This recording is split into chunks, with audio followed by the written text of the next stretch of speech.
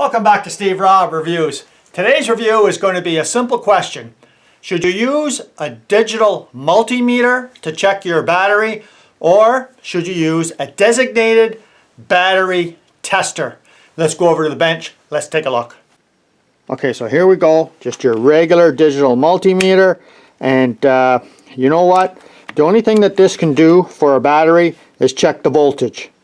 And if you're reading 12.6 or around 12.6, 9 times out of 10 it's okay. But if you're having problems with your battery, if it's not starting good, starting slow, doesn't crank like you think it should, well, this is completely useless if you go to the battery and test it and it shows 12.6.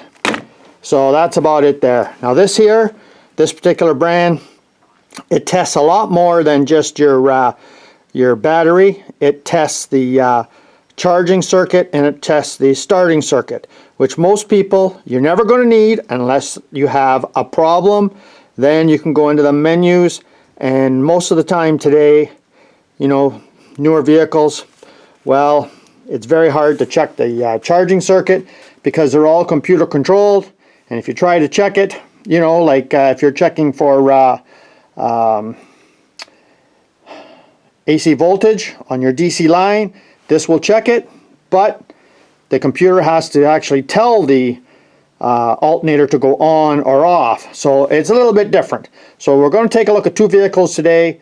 A newer vehicle, a 2021 Silverado. We're going to test the battery. I'm going to take a look at a 2010 F-150 with a battery that is considered, well, quite old for some places in the world, depending on the temperature of your country. But I believe I bought that battery in 2017. So let's do some testing. Let's get to it right now. Okay, so we're under the hood of my 2021 Silverado, and it's as easy as just opening up this little door. There's the one connection point there, and the negative is right over there. So let's hook it up and I'll bring you back. Okay, so there's the menu right there. Battery test, cranking test, charging test, and all we're going to do is the battery test. So you just come down here and you press enter, and it says regular flooded battery. Yep. And it shows the cold cranking amps. Enter, and it just does its test, and we're going to set it for 675, but I know that my battery is larger than 675, but it will tell you what the results are. So we're going to go through the testing.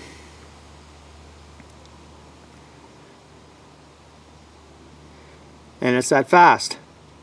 So the health of the battery is 100%, 1200 cold cranking amps, charge rate 100%, 12.6 volts, and it shows the internal resistance of the battery, which you don't really have to know, and it's rated at 675 cranking amps. That's the one that I requested.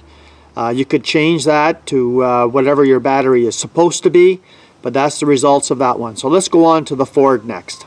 Okay, so we got it all hooked up, and we've got red positive connected to black negative. And if we just come down here, we can take a look at the menu here, and as you can see by the menu, it's the same as last time. I'll just put it up a bit there so you can get to see a little more clearly, and we're going to do the same thing. And all I'm going to do is press enter, and then enter, and then enter, and there we are at the same menu with the same cranking amps.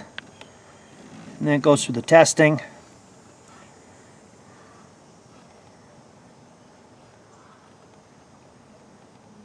And let's just take a look. 100%. This time here it's 739 cold cranking amps, 12.62. So I mean, that is a good battery after all this time, and that battery was bought 2017. So let's have a little bit of a chat about batteries.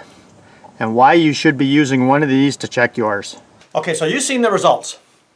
I'm saying buy something like this. Not this particular brand, I don't sell anything on my channel. I like this one because it's got a lot more in-depth testing procedures than just a regular one. But for the most do-it-yourselfer, I wouldn't buy this. I would just buy a basic one. You can get them for like under $40 and they will test your battery. Now, depending on where you live in the world, this here will find a battery that's going slowly worse and worse and worse over time, depending on where you live in the world. So the facts on batteries are, if you live in a really, really hot climate, well, your battery's not going to last you as long as in a climate like where I am. And you figure 2017 to today, that's a long-lasting battery. And I check that battery, well, every fall before the winter. Because I have done this for so long, checking batteries, that it's amazing how one day the battery's good, and all of a sudden, next day, the battery is bad. And I have used a multimeter and checked it. Got 12.6, 12.7, would not start anything. It was completely fried. Put one of these on, and it just says replace. And that's about it, because sometimes you can get thrown for a loop by just using a multimeter and checking for just the static voltage. But the majority of the time, using a multimeter works unless you have a problem. And when you have a problem, these come in handy, especially for 40 bucks, right? Or less, depending where you live in the world. If you live in America, $5. So thanks for joining me here today. I say these are a good investment. Keep using your multimeter. They're useful too. Come back again if you haven't seen this channel before. You're welcome to subscribe and see some interesting things you might not see somewhere else. Cheers.